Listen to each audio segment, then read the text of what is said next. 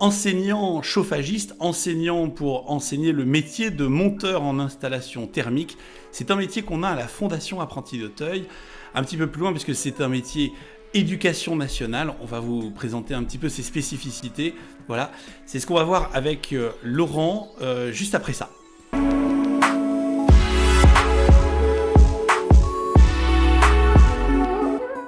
Bonjour à tous, bonjour Laurent. Bonjour Guillaume.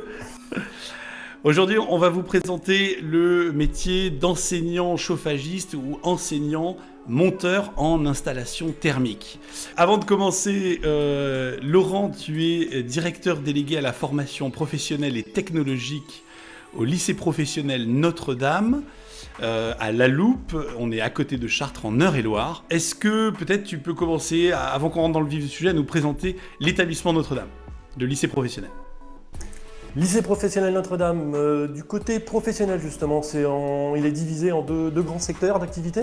On a d'un côté les métiers de bouche et de l'autre côté les métiers du bâtiment, dont j'ai la responsabilité sur les métiers du bâtiment. Il y a 400 jeunes sur les deux secteurs qui sont scolarisés sur le lycée professionnel. Donc 400 jeunes sur les formations qu'on dispense. Oui, c'est ça. Donc pour les métiers les métiers de bouche, c'est boulangerie, pâtisserie, cuisine, service. Et sur mon secteur, donc on a des peintres, des menuisiers, des électriciens, des jeunes qui sont en maintenance des bâtiments, et donc le secteur du chauffage. Ok. Donc chauffagiste, alors maintenant on appelle ça monteur en installation thermique, si j'ai bien compris. C'est quel niveau de diplôme pour lesquels on forme les jeunes ? Donc on accueille les jeunes sortis de 3e collège, soit en CAP 2 ans, ou alors, suivant leur niveau d'enseignement général, on peut les accueillir en bac pro ou bac professionnel 3 ans. D'accord. Alors, on vous disait que enseignant en monteur installation thermique, c'est d'abord des personnes passionnées par le métier du chauffage, des installations thermiques. Mais au-delà de cette passion-là, c'est aussi un métier que de transmettre. Donc c'est quoi enseignant ? Voilà.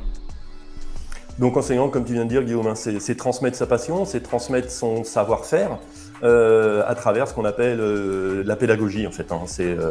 C'est arriver à faire passer aux jeunes, et c'est un métier, à faire passer aux jeunes tout son savoir-faire professionnel en prenant les jeunes là où ils arrivent, c'est-à-dire à un niveau 0 dans le métier en fait. Donc c'est vraiment de la découverte et en vue de la professionnalisation. Donc la pédagogie, c'est faire des cours, c'est faire des travaux pratiques, voilà, où l'enseignant prépare un certain nombre de cours et de compétences qui permet aux jeunes d'apprendre les choses au fur et à mesure dans un ordre donné, à la fois de la théorie, à la fois de la pratique.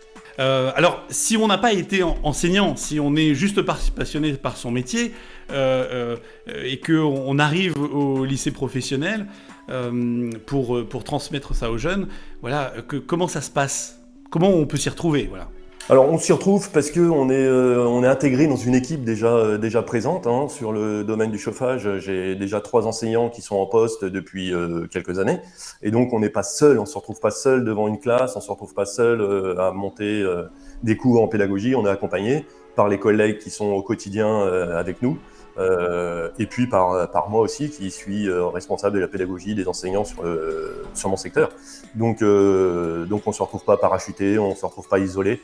On est forcément accompagné et on peut poser toutes les questions et voilà, on a des réponses. Ok, donc aujourd'hui, si je suis un professionnel plombier chauffagiste et que j'ai envie de transmettre, je peux me dire, tiens, si je viens en tant qu'enseignant au lycée professionnel Notre-Dame et que je ne suis pas encore équipé pour construire des cours, je trouverai les ressources sur place pour le faire. Est-ce que c'est bien ça ?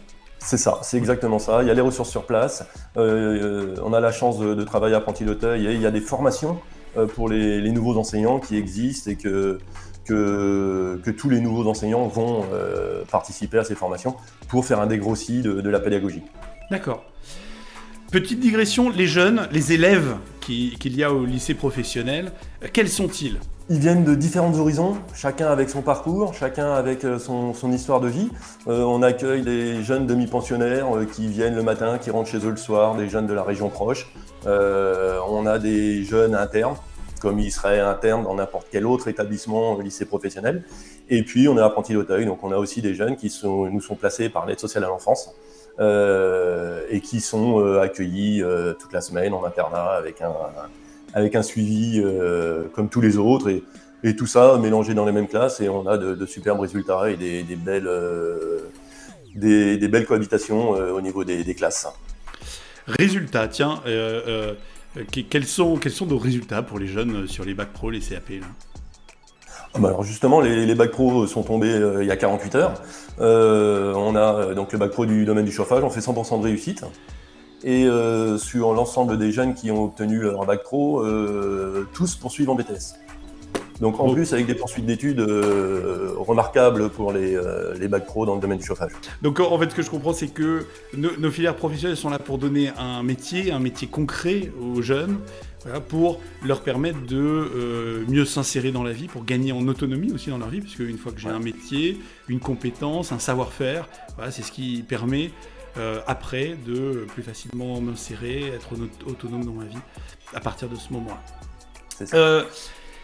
Question cruciale, particulière, technique, on va essayer de vous la traiter le plus lisiblement possible. Comment devient-on enseignant ?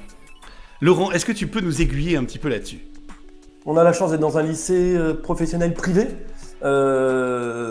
sous contrat avec l'Éducation nationale, et on devient enseignant en postulant. Voilà, il faut avoir un minimum un brevet professionnel, dans l'idéal un BTS pour par la suite accéder au concours d'éducation nationale, mais avec un bac professionnel, avec un brevet professionnel, avec un brevet de maîtrise, quelques années d'ancienneté, d'expérience d'entreprise, il est tout à fait possible de devenir enseignant. Ah.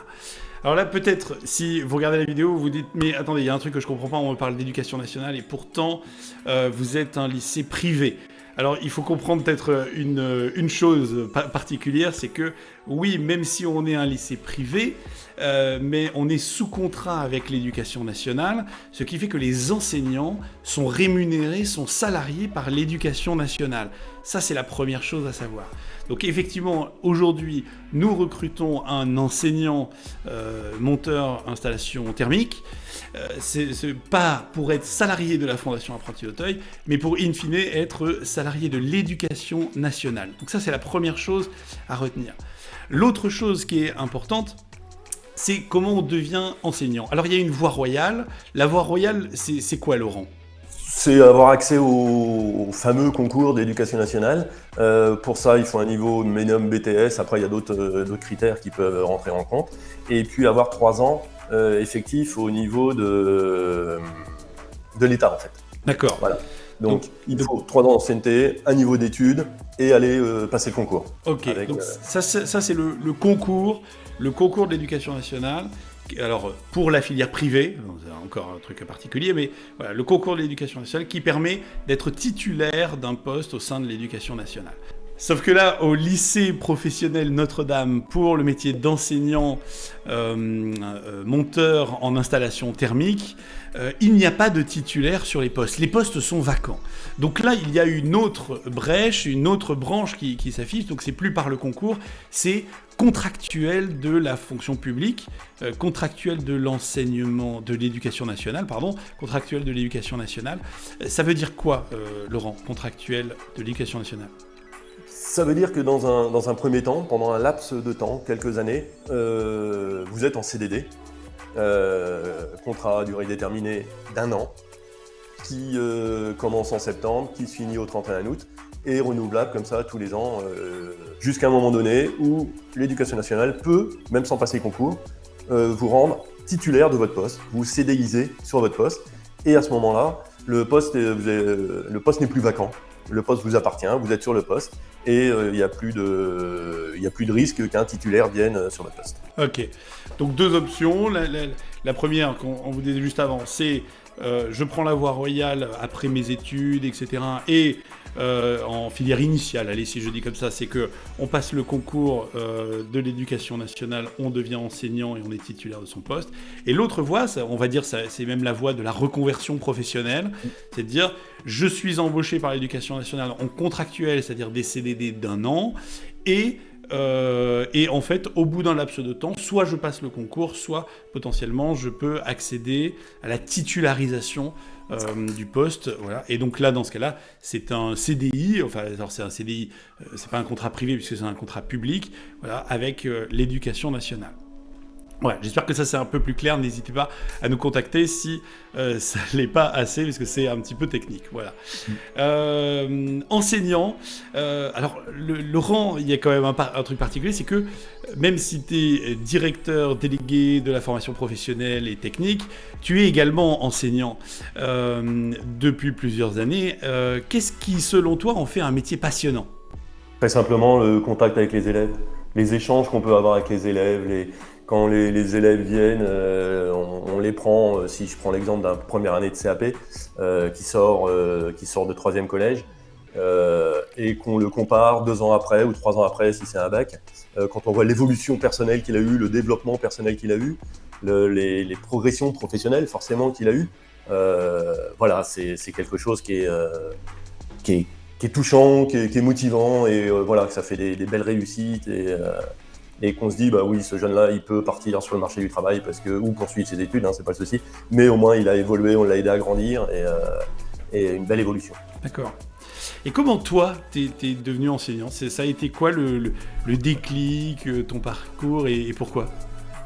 Ben, ça s'est fait tout bizarrement. Voilà, mais j'ai un BTS dans le domaine de la menuiserie, et j'avais même pas pensé devenir enseignant. En fait, j'ai répondu à une petite annonce dans la presse, et puis ça s'est fait rapidement, et maintenant ça fait 30 ans, voilà, hein, que je travaille à Apprenti-l'Auteuil, et je regrette pas, quoi. J'ai aucun regret à avoir. Voilà, dès le départ, le contact avec les jeunes, voilà, ce que je disais à l'instant, l'accompagnement qu'on peut fournir aux jeunes et voir des étoiles dans les yeux, bah voilà, c'est top, quoi. Qu'est-ce qui fait selon toi la différence entre enseignant à Apprenti-l'Auteuil et ailleurs ? Le retour que j'ai sur ce sujet, en fait, c'est des jeunes qui poursuivent leurs études après avoir passé 2 ou 3 ans au château, ouais, au lycée professionnel Notre-Dame, et qui reviennent nous voir en étant scolarisés dans un autre établissement. Et là, les jeunes, à chaque fois, nous disent, mais quand on était ici, les adultes, en général, les enseignants, les éducateurs, etc., avaient du temps pour nous écouter, prenaient du temps pour nous accompagner, n'hésitaient pas à nous donner des conseils. Et c'est quelque chose qu'ils ne retrouvent pas, beaucoup moins, dans leurs nouveaux établissements, en fait. Et ça, je pense qu'à Apprenti-l'Auteuil, on se donne le temps d'échanger avec les jeunes, de les écouter, de leur donner des conseils. Ouais, donc on va oser se le dire, être enseignant à Apprenti-l'Auteuil, ce n'est pas qu'enseigner sa matière, c'est accompagner des jeunes à grandir. Donc oui, il y a la compétence professionnelle qu'il faut transmettre et qui est nécessaire, et il y a également, on va dire, une casquette éducative qui fait que on est proche de chaque jeune pour les aider à grandir ou devenir des hommes et des femmes debout. C'est la phrase qu'on prend à Apprenti-l'Auteuil. Et donc, nos professionnels prennent le temps d'échanger avec les jeunes, prennent le temps de les accompagner, voilà, pour eux et pour que ils deviennent ces hommes et ces femmes de demain. Ouais. Je reviens sur un point, parce que lorsqu'on fait une reconversion professionnelle, on n'a pas cette notion-là. Enseignant, ça se passe comment ? Parce que, en fait, on cherche bien quelqu'un pour un temps plein, et un temps plein, c'est 18 heures de cours. Donc, ça marche comment, ça, Laurent ? Alors, un temps plein, c'est 18 heures, de face à face avec les élèves. Sauf que forcément, on n'arrive pas le matin à 8h30 sans rien avoir préparé, sans savoir ce qu'on va faire passer comme notions pédagogiques, techniques aux élèves. Donc c'est-à-dire qu'en fait, on a 17 heures de préparation à faire en dehors des prises en charge élèves. Donc on est bien sur un poste à 35 heures, mais de 18 heures de face à face. Ouais. Et les 17 autres heures, c'est des des prépas, des vides l'atelier, passer une commande, corriger, parce qu'il y a toujours un peu de techno, puis il y a les fameux devoirs à faire, il faut des notes, il faut des évaluations, donc voilà. Et tout ça, ça se prépare, et ça se prépare en dehors du face-à-face des élèves, parce que quand on est en prise en charge élève, on s'occupe des élèves et pas de corriger des copies ou autre. Pour reprendre ce que tu dis, effectivement, enseignant, parfois on entend dire que c'est 18 heures et par semaine. Oui, mais c'est pas que ça, hein, voilà, 18 heures c'est le face-à-face avec les jeunes.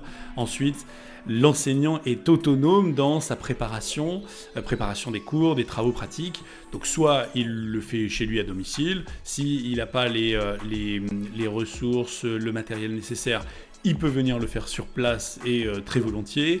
Il y a également les temps de réunion, de concertation, les conseils de classe, les rencontres parents-professeurs, les portes ouvertes, etc. Il y a aussi tout ça dedans, voilà.